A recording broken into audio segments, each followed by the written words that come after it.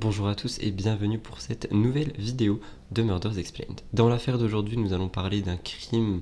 J'ai pas envie de vous donner de mots parce que j'ai pas envie de vous spoiler. Mais on va parler d'une affaire quand même assez intéressante qui n'a pas beaucoup été traitée sur YouTube, du moins pas dans les chaînes françaises. Nous allons directement rentrer dans cette histoire qui normalement durera plus de 10 minutes. Donc si vous êtes content de me retrouver pour cette vidéo, n'oubliez pas de liker, commenter et vous abonner à notre chaîne. Et sans plus tarder, rentrons dans cette nouvelle affaire.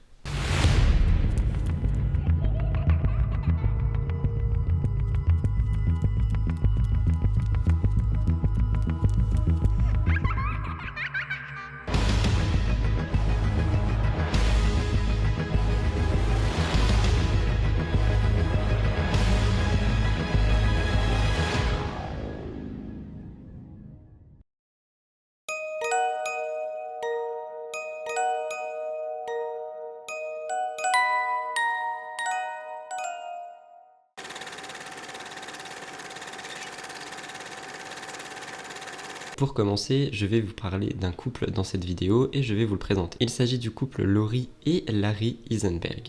Ils se sont rencontrés tous les deux à Coeur d'Alene dans la région d'Idaho. Cette région est assez connue pour avoir la particularité d'être composée de personnes et d'habitants donc qui ont travaillé comme bûcherons ou encore travailleurs d'usine.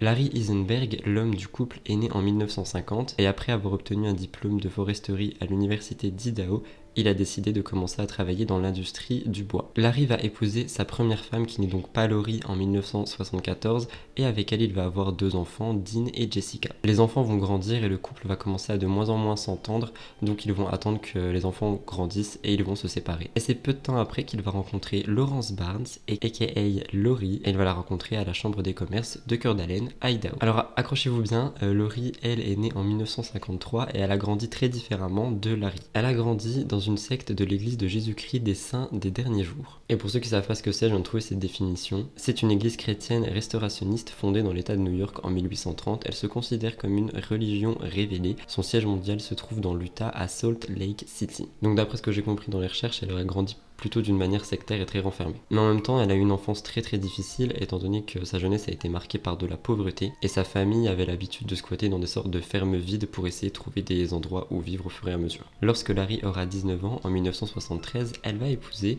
Steven Barnes. C'est donc là qu'elle va prendre son nom. Ils auraient eu 6 enfants et auraient aussi divorcé en 1996. Par la suite, c'est là où elle a décidé de déménager à Coeur d'Alene pour élever ses filles en tant que mère célibataire. Et après, vous connaissez la suite, ils se rencontrent à la chambre des commerces et Larry et Laurie vont se marier en 2004. Dean, un des enfants, va décrire ce couple comme étant un couple ayant une relation modèle. Apparemment, c'était des personnes qui aimaient vraiment recevoir du monde et notamment toutes les parties des familles restantes parce que comme vous l'avez compris, la famille Larry et Laurie est vraiment recomposée à mort et apparemment le couple avait vraiment pour habitude de recevoir tous les membres de la famille dans leur grande maison. Ils appelaient cet endroit notre paradis.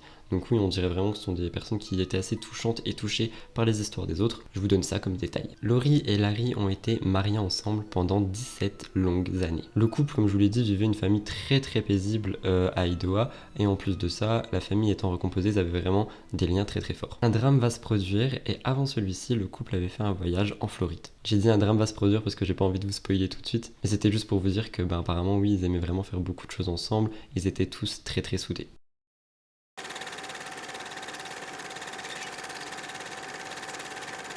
On est le 13 février 2018 et le couple a donc 67 et 68 ans et ils vont décider de prendre un bateau et de naviguer jusqu'au lac Coeur d'Alene pour assister à un lever de soleil.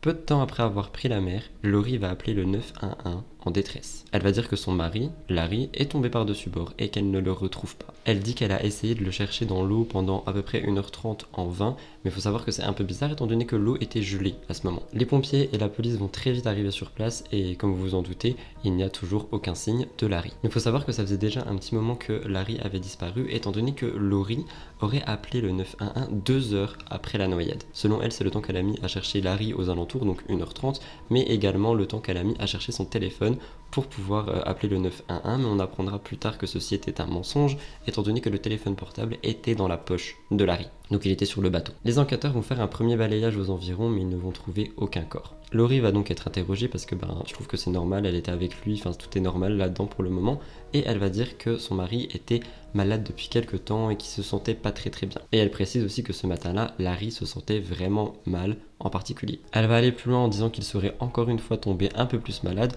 juste au moment où ils étaient sur le bateau, et que par conséquent il se sentait vraiment très mal, et que d'après elle, c'est la raison pour laquelle il est passé par-dessus bord. Je sais pas ce que vous en pensez, moi je trouve ça un peu gros, vous allez voir la suite. Durant 3 semaines, les enquêteurs vont fouiller tout le tour du lac, tout partout, et ils vont enfin trouver le corps de Larry le 1er mars 2018. Pour rappel, on était le 13 février. Mais quelque chose va clocher étant donné qu'après la mort, comme vous le savez, il y a généralement autopsie, et ils vont se rendre compte que Larry n'est pas mort par noyade. Ils ont également trouvé une surdose très élevée de diphénidramine dans son système. Et pour ceux qui ne savent pas, le diphénidramine est une substance chimique utilisée comme antihistaminique H. Ce type de médicament bloque l'activité de l'histamine, une substance qui provoque des symptômes allergiques. Et cette surdose, en fait, qui était vraiment très élevée, va tout de suite laisser penser à un empoisonnement. Quelque chose d'encore plus suspect, après les petites enquêtes, on va se rendre compte que quelques jours avant la mort de son mari, Larry était mêlé dans une histoire de fraude pas très belle. En effet, les enquêteurs vont découvrir qu'elle avait apparemment détourné beaucoup de fonds d'une très grande entreprise. 4 de ses filles ont d'ailleurs été mêlées à tout ça, étant donné qu'elle a carrément réparti l'argent sur chacun des comptes.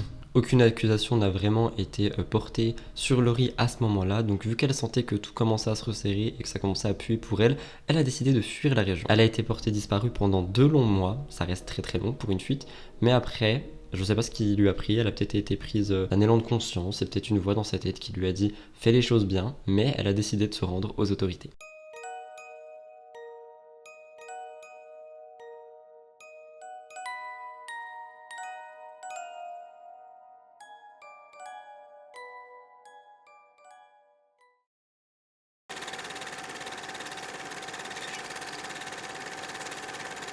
Elle se rend donc à la police et après ça, Laurie va avouer sa fraude de 579 495 $ et 75 cents auprès de son patron. On vous a fait une vidéo assez similaire il y a pas très longtemps, mais je sais pas ce qu'ils ont en ce moment, mais je sais pas ce que les personnes ont à vouloir tout détourner de l'argent. Ça se voit qu'il y a des crises financières quand même. Et en fait, en gros, d'après ce que j'ai compris, elle avait accès au compte de l'entreprise, elle avait un contrôle assez limité de ses activités aussi au sein de l'entreprise, et par conséquent, en fait, elle a créé des fausses factures au nom de sa fille, et elle a détourné l'argent.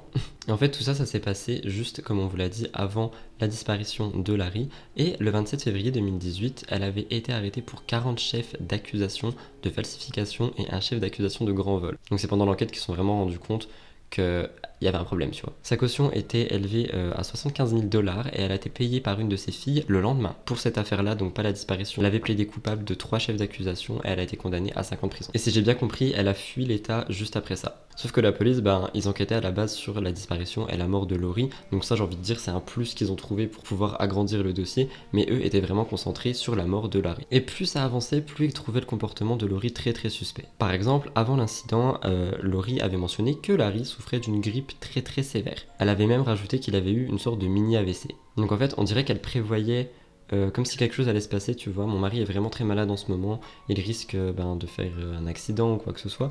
Comme si elle voulait un peu prévenir de ce qu'allait se passer tout en se protégeant. Et en fait, ça devient de plus en plus chelou, étant donné que juste après la mort de Larry, Laurie va décider de vider tous les comptes communs du couple et tout garder. Elle a même également prévu de déménager de leur maison. Donc la police va commencer vraiment à fouiller dans les détails jusqu'à aller, vous savez, au testament là, donc ce qui a été laissé après la mort, et ils vont se rendre compte que le testament de Larry a été modifié de manière manuscrite. Et ces modifications auraient été faites apparemment 1 mois avant la mort de Larry. Donc c'est fou de se dire, ça se trouve, Laurie avait prévu son coup depuis tellement longtemps. Comment tu peux vivre avec quelqu'un et être avec cette personne et prévoir de le tuer depuis 1 mois? Enfin, je sais pas. Et en fait, ce testament disait que les biens de la maison, en fait, étaient redirigés ailleurs. C'est-à-dire qu'avant, on ne sait pas trop comment ils étaient, mais sur le testament modifié, les biens étaient redirigés de manière à ce que 80% reviennent aux enfants de Laurie et le reste aux enfants de Larry.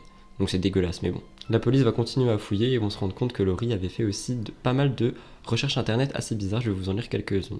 Elle recherchait beaucoup de choses relatives au meurtre, les courants d'eau, la noyade et les accidents de bateau. Donc je vous remets dans le contexte pour que vous suivez, elle a eu son problème de fraude, la police enquêtait en même temps sur la mort de Larry pour vraiment tout savoir, et là on est au moment où Laurie est en prison pour sa fraude, mais elle va aussi se faire accuser et incriminée pour la mort de son mari. Laurie a d'abord été accusée d'homicide au premier degré par l'utilisation de poison. En février 2021, soit 2 ans plus tard, elle va essayer de plaider autre chose pour s'en sortir. Elle va utiliser le plaidoyer d'Alford. En fait, ça va lui permettre de maintenir son innocence en reconnaissant qu'elle serait probablement reconnue coupable si l'affaire était jugée. Je vais vous lire avec une définition ce que c'est. Le plaidoyer Alford est une forme de plaidoyer de marchandage de culpabilité dans le système judiciaire anglo-saxon qui permet à l'accusé d'accepter de plaider coupable tout en rejetant le chef d'accusation afin de conserver son innocence. Ce faisant, il accepte la peine associée. Durant le procès, tenez-vous bien, les procureurs, 2 de ses filles et 2 des enfants de Larry ont témoigné sur le fait que Laurie était une menteuse. Ils vont aussi dire que pendant le procès, quand on montrait une preuve à Laurie, elle disait pas très clairement ce que c'était, elle montrait pas clairement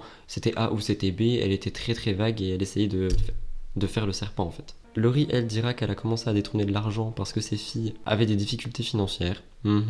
Laurie s'est adressée en tout au tribunal pendant plus de 45 minutes en essayant d'expliquer qu'elle voulait voler de l'argent pour ses filles, pour les aider financièrement parce que son mari pouvait pas y arriver. Et elle a dit qu'apparemment elle aurait aussi eu des pensées suicidaires quand elle a commencé à se renseigner sur tout ce qui était fraude, vol d'argent, etc. Sauf que ça colle pas parce que dans un des témoignages, le fils de Larry, le mari, va dire qu'apparemment elle avait déjà volé de grosses sommes d'argent sur le compte de son propre mari avant sa mort. Donc en fait, il n'y a pas fallu vraiment beaucoup de temps pour comprendre qu'effectivement Laurie était une menteuse et qu'elle était assoiffée d'argent, mais on ne sait toujours pas pour quelle raison. Est-ce que c'était pour prendre ses filles et être sûr de les mettre à l'abri et fuir? Peut-être qu'elle voulait juste quitter son mari, mais il y a des choses à faire dans les règles. Tu peux pas voler de l'argent à une entreprise, voler de l'argent à ton mari, le tuer et t'enfuir.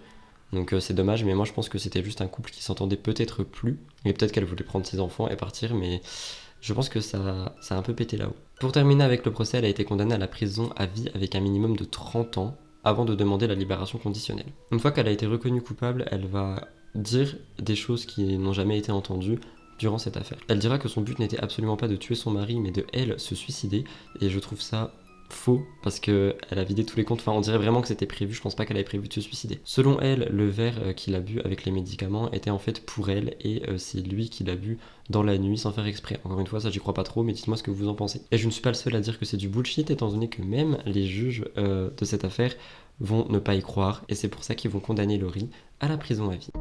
Larry used to hate it when people said I'm sorry. He said, instead of saying I'm sorry, live your life in a way where you don't have to say I'm sorry. But that's all I can say, even though it's wholly inadequate. All I can say is I'm so sorry.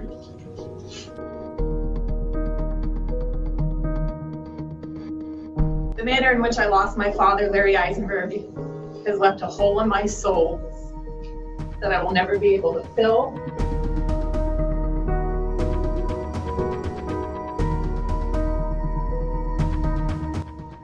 I'm so sorry for everything I did. Starting with the embezzlement that resulted in the lies, deceit, and ultimate betrayal of the love and the trust of the people I love, especially Larry. I want to state emphatically that I am responsible for Larry's death. Absolutely.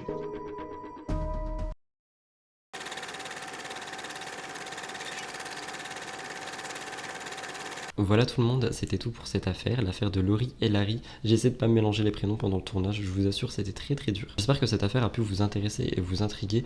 Encore une fois, on le dit assez souvent sur cette chaîne, mais si vous voulez quitter quelqu'un, juste quittez-le, n'allez pas lui faire des plans pour lui voler son argent et puis le tuer et puis machin et puis bidule.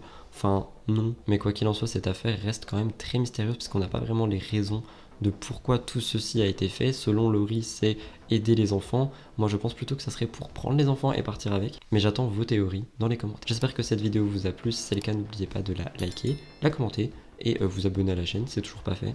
C'est les 3 petits trucs à faire quand vous regardez une vidéo, pour tout le monde. En ce qui me concerne, je vous fais plein de gros bisous. Je vous dis à très très bientôt dans une nouvelle vidéo Murders Explained. Et encore une fois, prenez soin de vous et faites attention.